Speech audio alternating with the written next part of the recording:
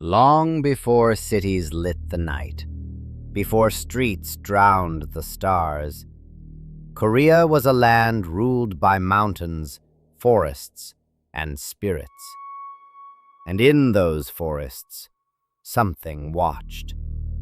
Not a beast, not a ghost, but something that had lived long enough to become both. They say if you walk alone at night and hear footsteps behind you that stop when you stop, you are not imagining it. You are being studied. Because somewhere in the darkness, a Gumiho may be choosing you. The Gumiho, the nine-tailed fox spirit, beautiful, clever, and endlessly patient. Unlike monsters that hunt with claws or teeth, the Gumiho hunts with trust, with kindness, with the shape of a human face. It does not chase you. It waits for you to come close. For 1,000 years, Korean folklore has warned of a fox that walks like a woman, smiles like a friend, and carries a hunger no fire can satisfy. Some say she seeks the human soul. Some say she seeks to become human herself. And some say she has already succeeded.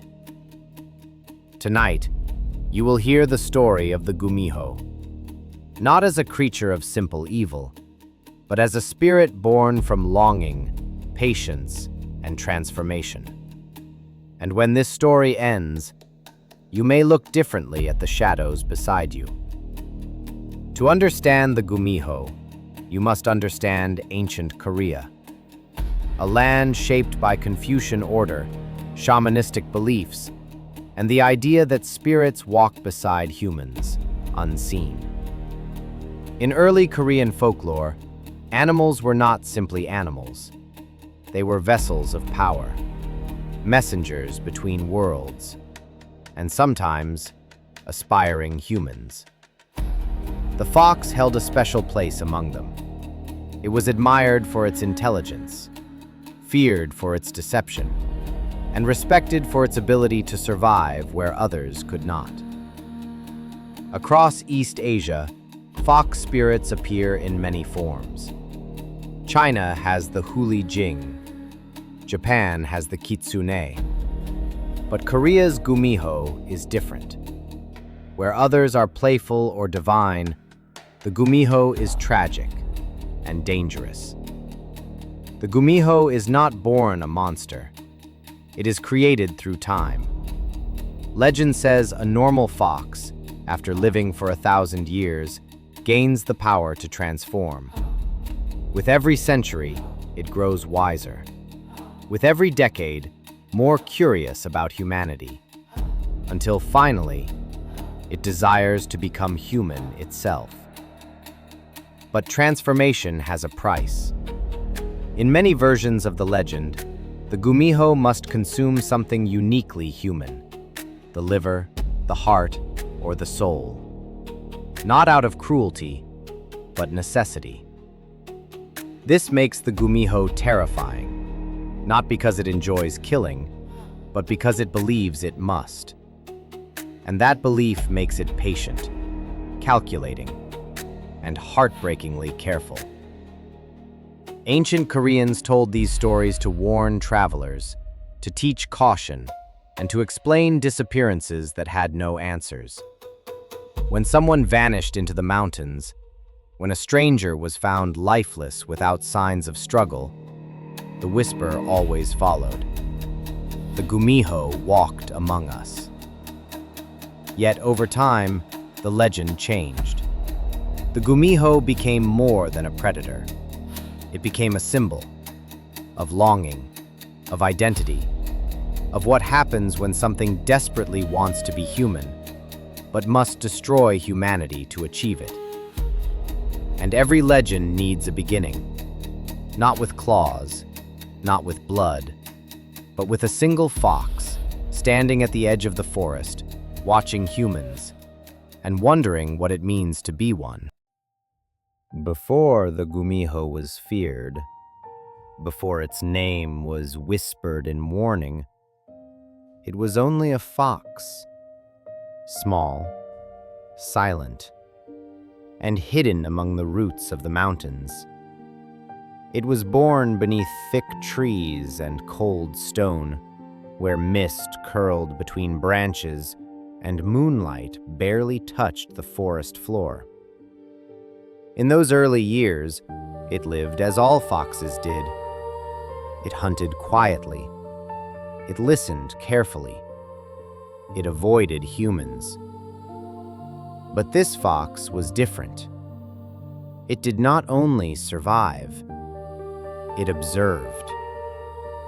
From the shadows, it watched villages glow at night with firelight. It heard laughter carried by the wind. It smelled cooked rice, burning wood, and warm cloth. And for the first time, it felt something unfamiliar: curiosity. Most animals fear humans. This fox studied them. It watched how they gathered, how they spoke with hands and eyes, how they mourned, how they loved. It noticed how humans lived together, while it lived alone. Seasons passed. Years folded into decades. The fox did not age like others. Its fur grew brighter, its eyes deeper, its mind sharper. And with time, it began to think, not in instinct, but in questions. What are they? Why are they warm to each other? Why do they cry and smile and sing? Legends say this is when the fox's spirit awakened, not with power, but with longing, the desire to belong. It began to follow travelers, not to hunt, only to watch. It studied their voices, their posture, their way of turning their heads when confused, the way their shoulders dropped when tired. Sometimes it crept close enough to hear breathing, slow, rhythmic, comforting. And sometimes it imagined having breath like that, to sit beside a fire, to speak, to be seen not as a shadow, but as something that mattered. The fox did not know it yet, but this was the first step toward becoming something else. A spirit is not born in a moment. It is shaped by desire. As centuries passed, the fox learned more. It learned how humans feared the night, how they feared silence, how they feared the unknown. And slowly, it learned how to use that fear. But at first, there was no cruelty, only imitation. The fox tried standing on its hind legs. It listened to human speech and repeated sounds quietly to itself. Broken, imperfect, but determined. In shamanic traditions, animals that live long enough begin to touch the spirit world. They gain awareness, memory, choice. This fox had crossed that boundary. It was no longer only a creature. It was becoming a thinker. One night, the fox stood at the edge of a village.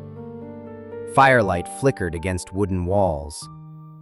Voices echoed from inside homes. For the first time, it did not hide.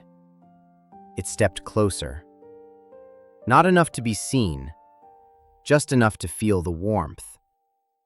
And in that moment, the fox made a decision that would change everything. Not spoken, not conscious, but powerful. It did not want to watch anymore. It wanted to become. This is the truth hidden beneath the legend. The Gumiho is not born from hatred. It is born from longing so deep that it reshapes the soul.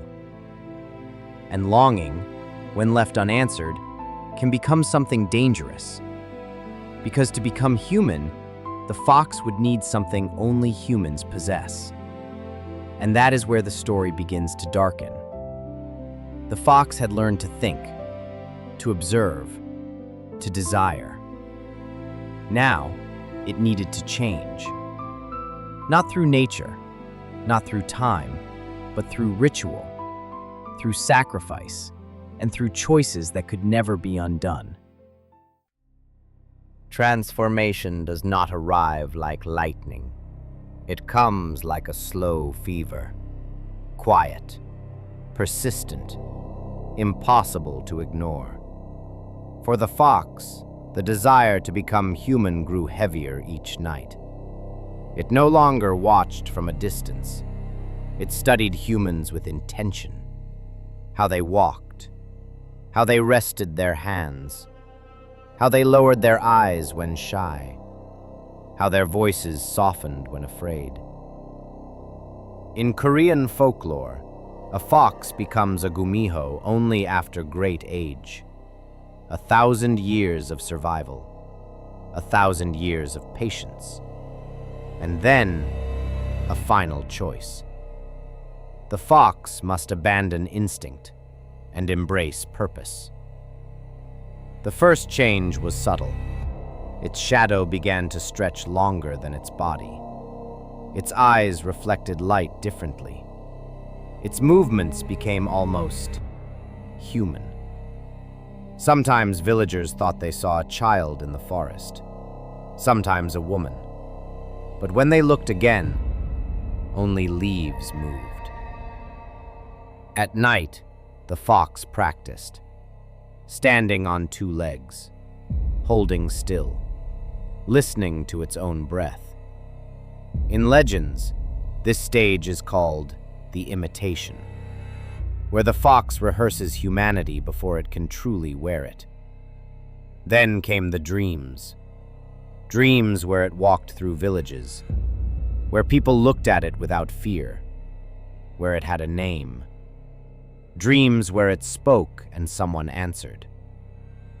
But dreams were not enough. The old shamans said, to cross from beast to spirit, one must take from the spirit of man.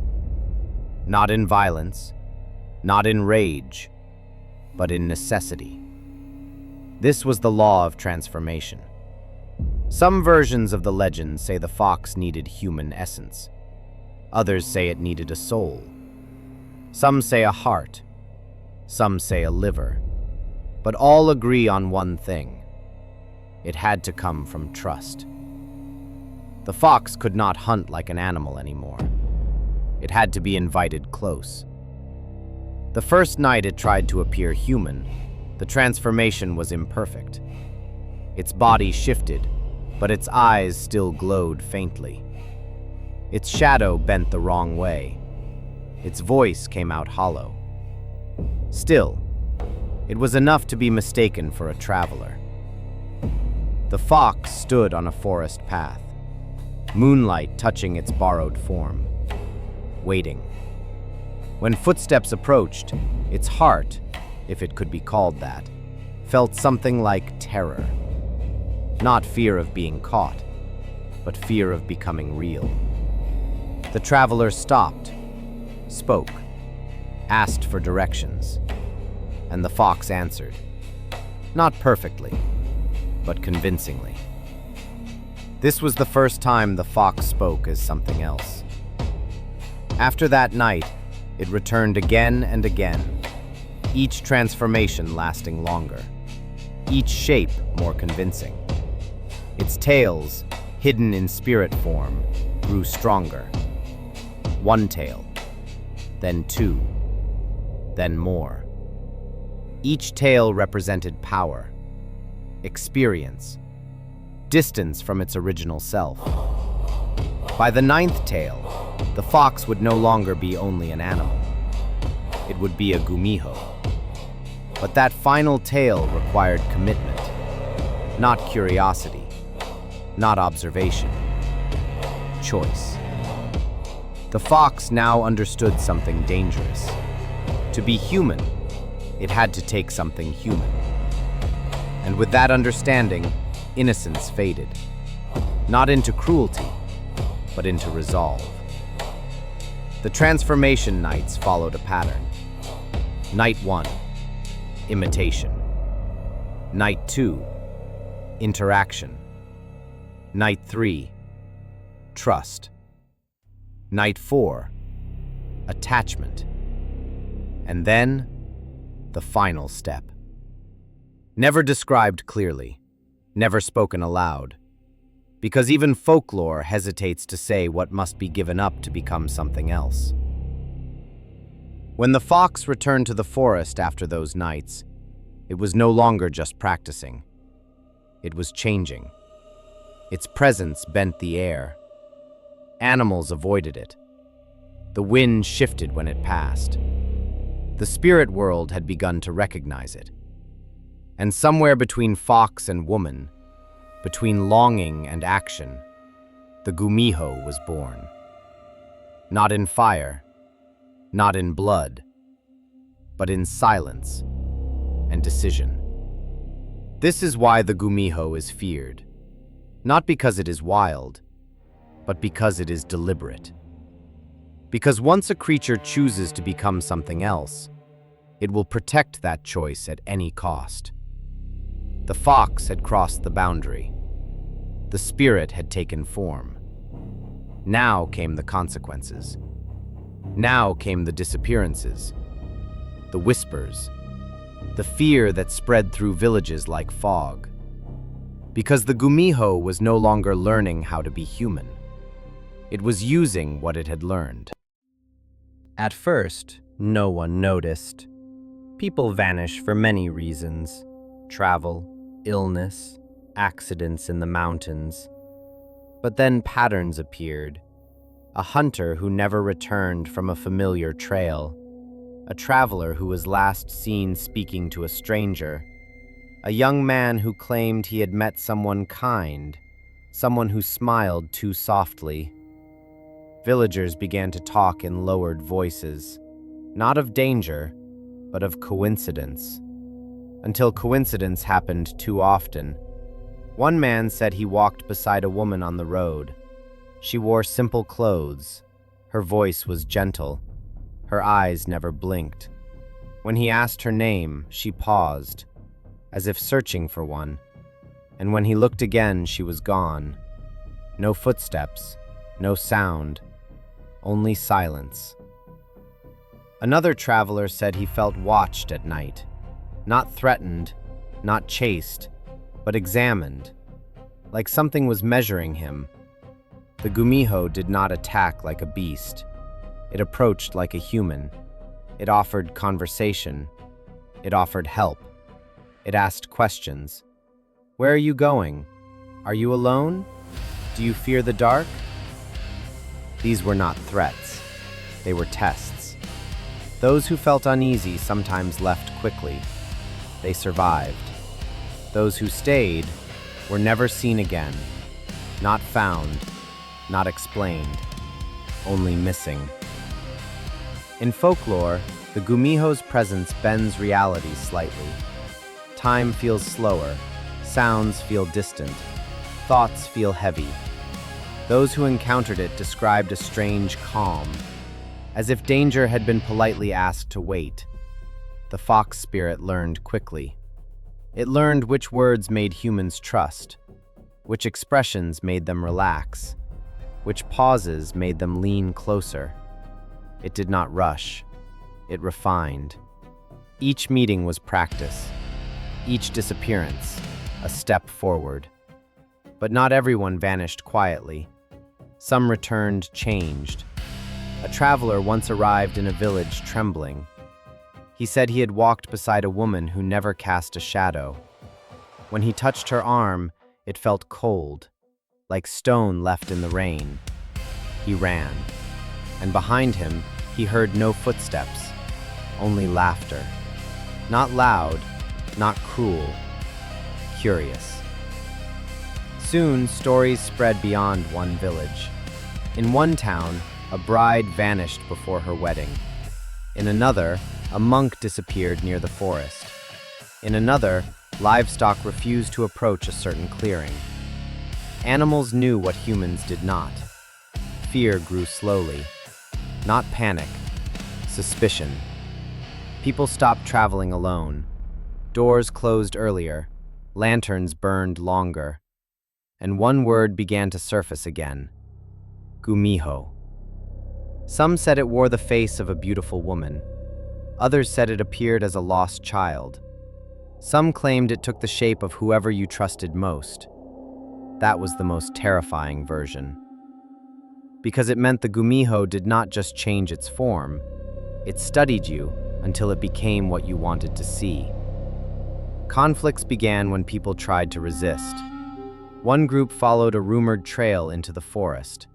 They found nothing, but they felt watched. Another lit fires at crossroads to ward off spirits. The fires burned strangely low. Another prayed. The forest stayed silent. The Gumiho did not confront villages. It thinned them.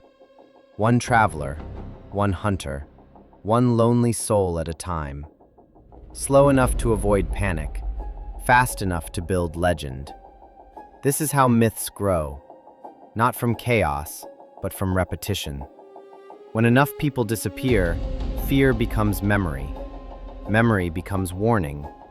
Warning becomes story. The Gumiho was no longer a rumor. It was now a presence. And the villages knew they were no longer alone in their own land. Fear had taken root, and fear always invites action. The people would not stay silent forever. They would seek protection. They would seek answers. They would seek to fight what they could not see. And in doing so, they would shape the next chapter of the Gumiho's legend. Fear does not stay quiet forever.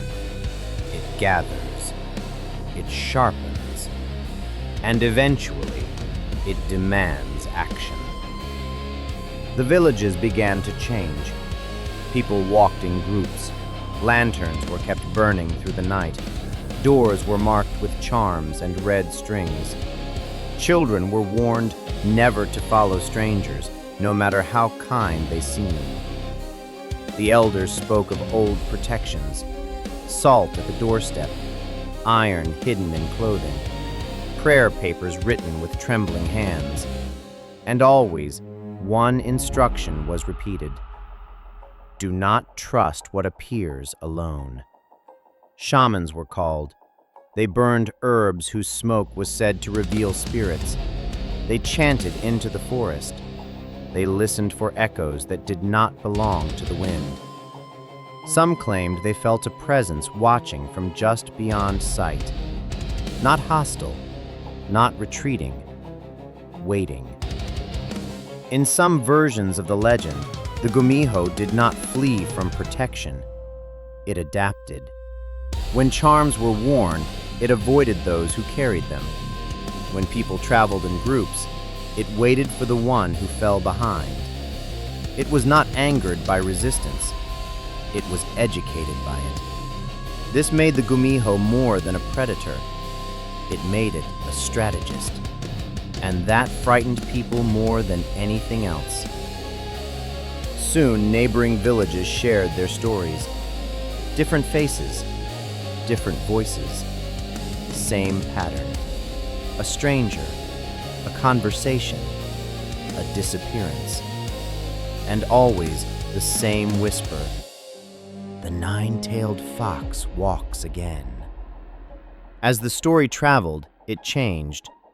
In one region, the Gumiho was said to be heartless. In another, it was said to be sorrowful. In another, it was said to fall in love with its victims. These differences did not weaken the legend. They strengthened it. Because it meant the Gumiho was not fixed. It evolved. like fear, like memory, like myth. Parents told the story to protect their children. Travelers shared it to warn others. Shamans used it to explain the thin line between human and spirit. And over generations, the Gumiho became more than a creature. It became a mirror of loneliness, of desire, of what happens when something wants to belong but cannot be accepted. In time, the legend crossed from fear into art. Poems spoke of fox spirits who loved too deeply. Paintings showed women with shadows that split into tales. Later, dramas and stories imagined Gumihos who wished to stop hunting, who wished to become truly human. But even in these softer versions, one rule remained. Trust was dangerous, because the Gumiho was born from trust. The people learned to live beside the legend. They did not defeat it. They did not destroy it. They adapted, just as it had. And so, the Gumiho survived, not only in forests, but in memory, in warning, in imagination, and now, in you. Because legends do not end, they wait. And the final question remains. What if the Gumiho is not something that hunts, but something that still longs to be human? The Gumiho lives at the edge of memory, at the edge of your vision, in shadows that seem too long and footsteps that stop when you stop. It is patient, deliberate, and it remembers. It remembers the way humans move, the way humans think, the way humans hope and fear. Legends are not just stories. They are warnings. They are instructions hidden in imagination. And sometimes, they are truths waiting to be tested. The Gumiho waits for trust, for curiosity, for loneliness. It does not need to chase. It only needs you to come close. Perhaps it is already watching. Perhaps it follows you on quiet paths. Perhaps it smiles at a stranger, and you do not know what you see. And if you think this is impossible, remember this.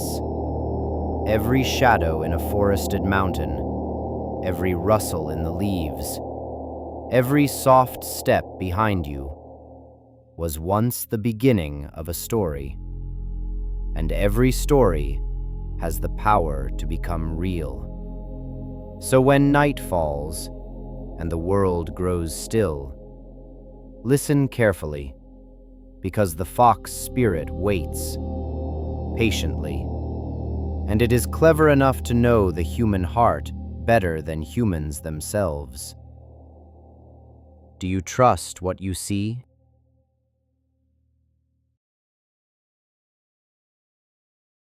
Thank you for joining me tonight as we explored the legend of Gumiho, the nine-tailed fox.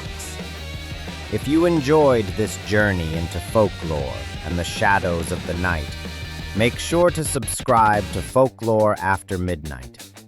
Hit the like button if you want more stories from across Asia, tales that have whispered through generations and still linger in the dark.